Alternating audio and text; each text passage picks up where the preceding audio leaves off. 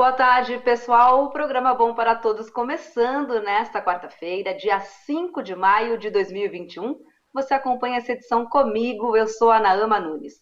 Nós estamos ao vivo na TVT, na Rádio Brasil Atual, no 98,9 FM e também nas redes sociais, youtube.com/RedeTVT e no facebook.com/RedeTVT. Pelas redes você pode comentar, enviar as suas fotos e também a sua sugestão de pergunta. Me fala também de onde você está acompanhando o programa hoje, que a gente pode mencionar aqui e interagir ao longo de toda a nossa programação, tá bom? Hoje no programa nós temos a participação do jornalista Gustavo Conde, que vai analisar as notícias do dia e também dar os destaques do seu programa Brasil em Construção, que vai ao ar hoje a partir das 5 horas da tarde aqui na TVT. E temos também a participação do sociólogo e professor Lejane Mirhan, que vai nos ajudar a entender aqui a geopolítica mundial, com destaque para as manifestações que acontecem na Colômbia, tá bom? E a gente começa agora, então, o nosso programa com um giro das principais notícias do dia. Nelson Teich saiu do Ministério da Saúde por discordar do uso da hidroxicloroquina no tratamento da Covid-19. Em depoimento na CPI da Covid, Teich disse que não tinha autonomia e resolveu pedir demissão depois que Jair Bolsonaro anunciou que ampliaria o uso do medicamento. Aquela semana teve uma fala do presidente ali na saída do Alvorada, onde ele fala que o ministro tem que estar afinado, e cito o meu nome especificamente. Na véspera, pelo que eu vi, ele tem uma reunião, acho que com empresários, onde ele fala que o medicamento vai ser expandido. À noite tem uma live, onde ele coloca que espera que no dia seguinte vá acontecer isso, que vai ter uma expansão do uso. E aí no dia seguinte eu peço a minha exoneração. Vamos ver agora um trecho da live que motivou o pedido de demissão de Nelson Teich. Protocolo da hidroxicloroquina. Então, conversei ontem com o ministro Teich, né? Teich, né? O Nelson Teich. Falei para ele que o Conselho Federal de Medicina recomenda o uso da cloroquina a partir dos primeiros sintomas. E o nosso protocolo de 31 de março, que é ainda da época do ministro Mandetta, dizendo que a cloroquina só pode ser usada a partir de o elemento estar aí internado em estado grave. Eu acho que amanhã o Nelson Teich dá uma resposta para a gente. Eu acho que vai ser pela mudança do protocolo. Eu acho que vai ser a mudança do protocolo para que se possa aplicar, então, a partir dos primeiros sintomas, em especial para as pessoas mais humildes. Teich é o segundo ex-ministro a depor na CPI e ele continua falando agora no momento aos senadores. E ontem o Luiz Henrique Mandetta falou por 7 horas na comissão. O depoimento de Eduardo Pazuello, que estava marcado para hoje, foi transferido para o dia 19. O general hoje ter contato com 2 pessoas infectadas pelo coronavírus. E hoje, na abertura da sessão, os senadores prestaram homenagem ao ator Paulo Gustavo, que morreu ontem, aos 42 anos, de complicações da Covid-19. Os senadores fizeram 1 minuto de silêncio em memória do ator e dos mais de 3.000 mortos nas últimas 24 horas. A CPI apura ações e omissões de Jair Bolsonaro no enfrentamento da pandemia. Lula e Dilma Rousseff lamentaram a morte de Paulo Gustavo. Dilma escreveu o seguinte: é com imenso pesar que recebo agora pela manhã a notícia da morte de Paulo Gustavo. O Brasil perde um ator extraordinário, um humorista popular que alegrou a todos nós e encheu o país de risadas e amor. E Lula disse o seguinte: a Covid levou hoje mais um de nós, um grande brasileiro que brindou o nosso país com tanta alegria. Descanse em paz. Seu talento jamais será esquecido. E o padre Júlio Lancelotti, da Pastoral do Povo de Rua, revelou que Paulo Gustavo apoiava as obras sociais Irmanduce, na Bahia. E ele doou, sem fazer alarde, R$1.500.000. A morte de Paulo Gustavo provocou uma comoção nas redes sociais. Os termos genocida, verme, assassino ficaram no topo dos assuntos mais comentados. O escritor Paulo Coelho postou o seguinte: Assassino de Paulo Gustavo, : Quem dizia é só uma gripezinha. Não passa de 200 mortes. Cloroquina resolve. Gente morre todo dia. Lockdown destrói o país. Máscara nos faz respirar ar viciado. Eu obedeço o comandante. E por aí vai, canalhas da pior espécie. E numa referência à falta de vacinas do Brasil, o músico Marcelo D2 escreveu o seguinte também. Enquanto isso, em Nova York, estão vacinando com 12 anos. Se isso aqui não é genocídio planejado, o que é então? E o youtuber Felipe Neto, que já foi processado por chamar Jair Bolsonaro de genocida, escreveu termos como desgraçado, maldito, vagabundo, mentiroso, covarde, lixo e assassino. E para comentar essas notícias, eu chamo agora o jornalista Gustavo Conde. Oi, Gustavo, boa tarde, tudo bem? Tudo bom, Naama? Prazer falar com você, com o público da TVT. Mais uma vez estamos aqui para comentar essas notícias aí. Que lindo esse tweet do Felipe Neto, né? Ele verbaliza tudo aquilo que os brasileiros estão pensando nesse momento. Deu a letra aí, né? Gustavo, e para a gente começar aqui a nossa conversa, vamos repercutir, né? Claro, o depoimento ontem do ex-ministro da Saúde, o Luiz Henrique Mandetta, né?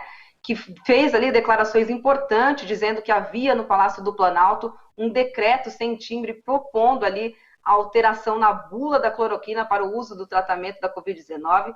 Ele ainda falou que havia a formação de um gabinete paralelo com a presença dos filhos do presidente Bolsonaro na tomada de decisões contra o vírus e disse ainda que o Brasil poderia estar vacinando desde novembro se tivessem aí adotado as medidas necessárias. Aí ele também aproveitou ali e entrou no embate com o ministro da Economia, o Paulo Guedes, chamando ele de desonesto intelectual. Como é que você viu o depoimento do ex-ministro da Saúde, Luiz Henrique Mandetta, ontem na CPI da pandemia, Gustavo? Não, mas foi um depoimento aparentemente frio, né, técnico, mas por isso mesmo acho que a médio prazo, inclusive, ele tem mais possibilidade de impactar o governo Bolsonaro do que se fosse uma coisa mais extravagante e tudo mais. Foram 7 horas, né, de depoimento. A CPI tem esse problema, né? Acho que é um gerenciamento errado das questões de coleta de depoimento e tudo mais. Acho que eles perdem com isso. De qualquer maneira, essa CPI, que eu considero a mais importante da história brasileira, ela vai ter digamos, a função, a tarefa de documentar tudo o que vem acontecendo no governo Bolsonaro, esse que é o pior governo da história brasileira também. Então, digamos, uma tarefa testemunhal. Claro que é jurídica, claro que é política, claro que ela pode desencadear questões mais graves, como o próprio impeachment e tudo mais, mas ela tem justamente, uma vez que o nosso jornalismo ainda tateia, ainda é confuso, né, não tem uma direção correta do ponto de vista da cobertura política no que diz respeito a Bolsonaro, um genocida, né? Os grandes jornais não têm clareza do que eles estão fazendo nesse momento. Eles aceitam, por exemplo, os comunicados do governo como se fosse verdade. A gente sabe que é um governo que mente. Então, nesse sentido, a palavra do Mandetta está circunscrita nesse universo mais amplo do discurso. Ela entra como uma espécie de sentido contra-hegemônico, trazendo as mazelas do governo, os bastidores, né? Essa questão da bula é gravíssima, pode incorrer também num próximo pedido de impeachment, se já não está incorrendo nessa questão. A questão do filho do Bolsonaro participar de reuniões anotando, quer dizer, isso também é muito extravagante do ponto de vista da gestão pública, do gerenciamento da coisa pública. Então, nesse sentido, o depoimento do Mandetta permanece importante. Ele, inclusive, ainda levou a carta que ele escreveu, né, o Bolsonaro, que se tornou pública também para todas as mídias brasileiras. Enfim, e hoje está o Taish lá. Eu acho que a CPI, ela vai ainda embalar, ela vai pegar ritmo. por enquanto, ela está só mostrando assim do que ela pode ser capaz, né? Eu acho que a partir da semana que vem ela começa a pegar mais ritmo, a expectativa pelo depoimento do Pazuello também, depois de todo esse imbróglio dele desistir, fazer treinamento, para eu acho que a CPI é de média duração, né? Essas primeiras etapas ainda não dão a dimensão que essa comissão vai instalar no país. Agora, Gustavo, o depoimento teve declarações, sim, importantes do ex-ministro Mandetta, mas o presidente do Conselho Nacional de Saúde, o Fernando Pigato, ao comentar o depoimento do ex-ministro ontem, ele disse que o Mandetta não é nenhum herói, porque ele, como parlamentar, atuou aí no desmonte do SUS, com o fim, por exemplo, do programa Mais Médico. A gente também não pode esquecer dessas questões, né, Gustavo? Perfeitamente, bem colocado. Eu diria até mais, né? A palavra herói, ela não se aplica, a meu ver, a absolutamente mais nada na contemporaneidade. Nem na esquerda, né?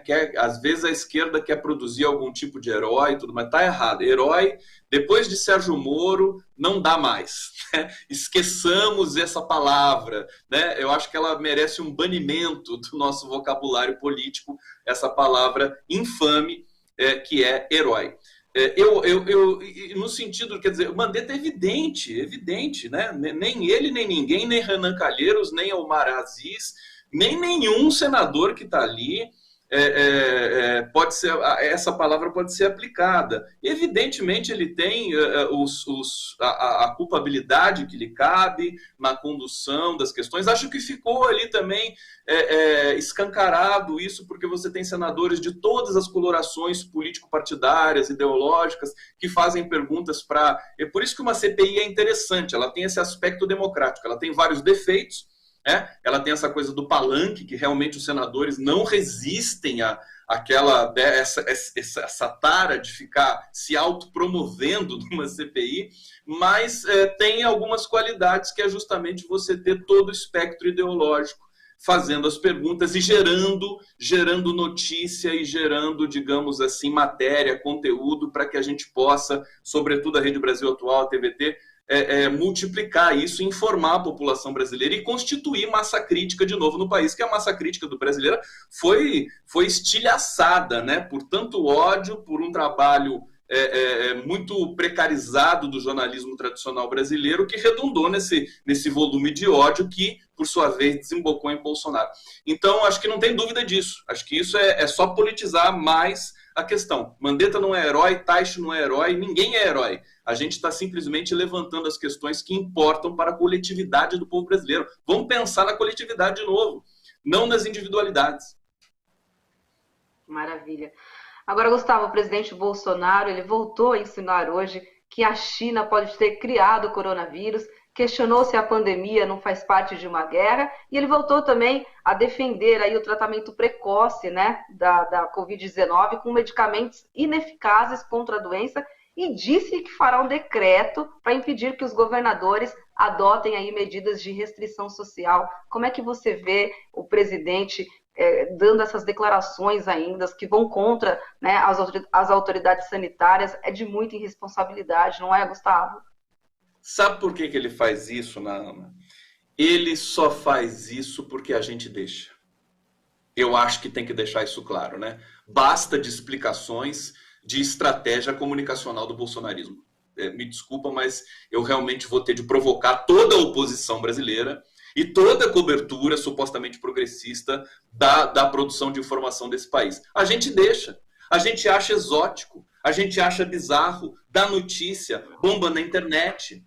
Então, e choca, né? E choca. É isso que move algumas pessoas ainda a irem para as ruas pedindo o fechamento do STF, do Congresso, a decretação de um novo AI-5. É o exótico, é o grotesco. A Márcia Tiburi traz essa questão, é a pessoa que melhor debate essa questão do grotesco, impregnado esse governo Bolsonaro nesse momento trágico da cultura brasileira, da cultura política brasileira. Então é isso, quer dizer, enquanto não se abrir um processo de impeachment, ele vai continuar fazendo isso porque é da índole dele, é da natureza dele. Você não pode mudar a natureza de uma figura dessa. A elite brasileira tentou, né, fazer com que Bolsonaro mudasse a sua natureza, que ele se domesticasse, né, para o Paulo Guedes continuar ali com a agenda neoliberal, ultraliberal, tudo mais, mas não conseguiu. Ninguém conseguiu. Ele não tem arreio, ele não tem limite. E vai continuar dizendo isso, inclusive nos momentos de maior dramaticidade para o povo brasileiro. E aí a minha resposta à sua pergunta e a minha provocação é: nós estamos deixando ele fazer isso, só tirando esse sujeito da presidência da República para a gente se ver livre desse estratagema e dessa catástrofe discursiva produzida por ele e pela família dele. Agora, Gustavo, hoje é a vez do ex-ministro Nelson Teich depor ali na comissão, ele está depondo. Ele teve uma passagem relâmpago no Ministério da Saúde, né? Menos de 30 dias, ocupou ali o posto. Mas reforçando o que o Mandetta disse ontem, ele também disse que decidiu sair do Ministério da Saúde depois que o Bolsonaro anunciou que ia distribuir aí a cloroquina no país. Durante o período aqui que eu acompanhei hoje, o depoimento dele na CPI da Covid, ele insistiu muito que daria apenas respostas técnicas. Ele evitou opiniões, comentários sobre a atuação do governo Bolsonaro no controle da pandemia, depois que ele deixou, é claro, o Ministério da Saúde. Como é que você está acompanhando esse segundo dia efetivo de trabalho da Covid-19? Ele também falou da questão da vacina, disse que se o Brasil tivesse dado a importância devida, hoje o país teria muito mais vacina para imunizar a população. Como é que você vê a gravidade dessas declarações? Olha, o Teich, embora pareça que ele, enfim, ele é fleumático, né? Uma figura assim que a gente tem assim, um certo sono quando a gente vê ele falar, mas faz parte, cada um tem o seu estilo. E também existe um medo, né? É uma CPI que se volta contra uma figura que é um bandido, como diz o Felipe Neto.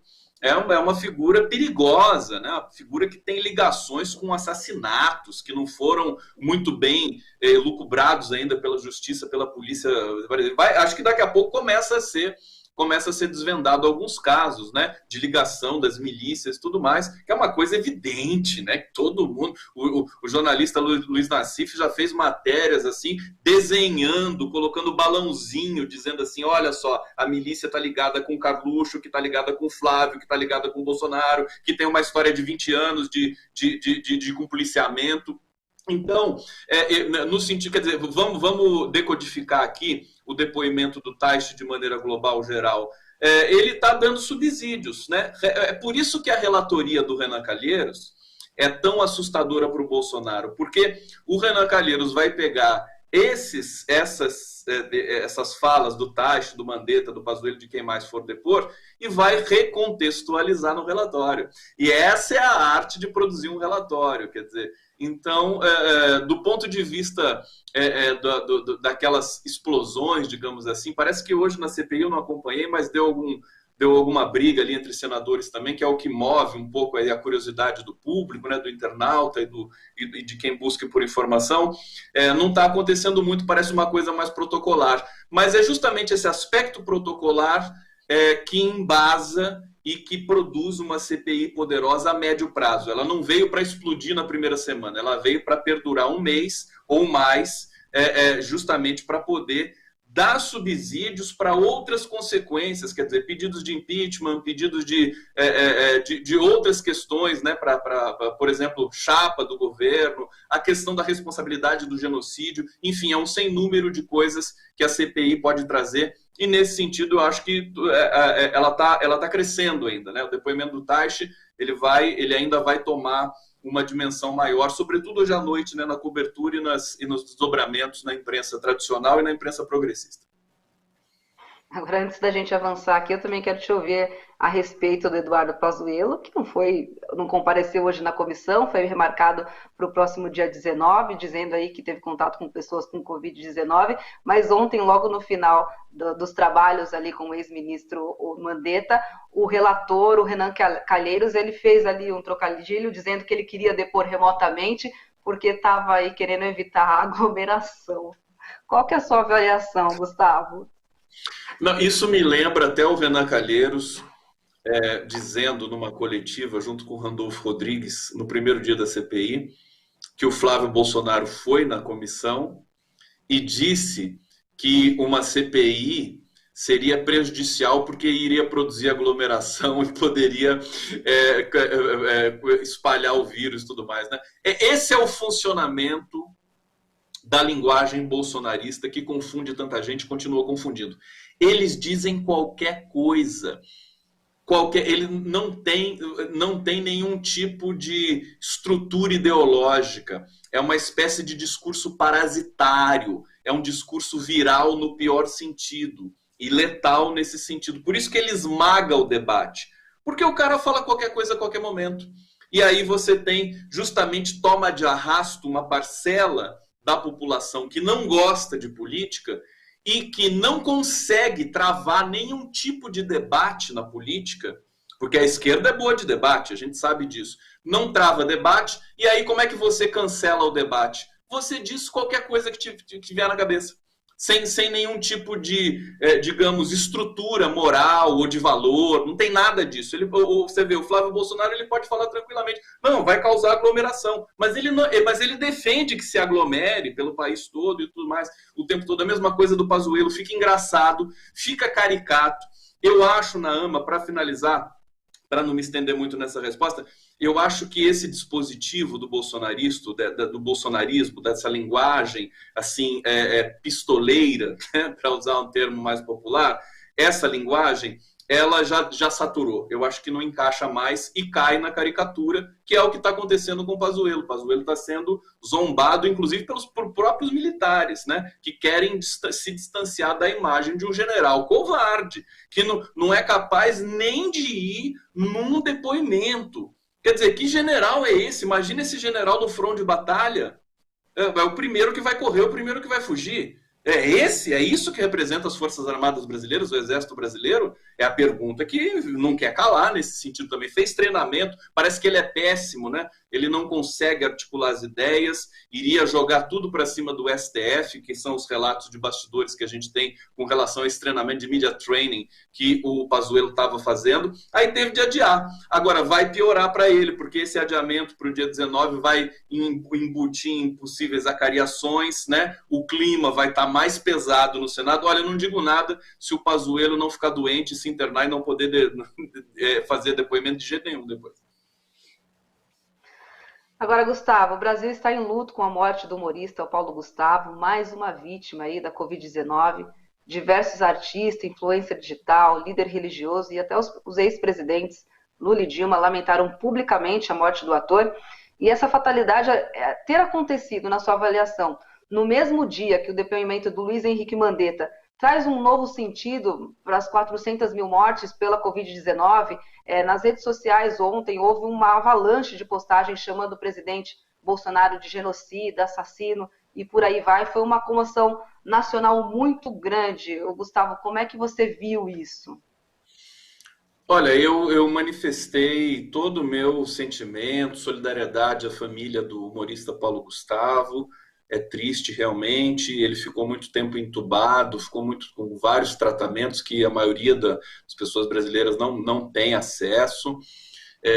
Enfim, toda a solidariedade e conforto para a família do Paulo Gustavo e para as pessoas que eram fãs do trabalho dele, que era um trabalho realmente muito importante, muito bonito. O grande, né, público do cinema brasileiro dos últimos anos foi construído pelo Paulo Gustavo.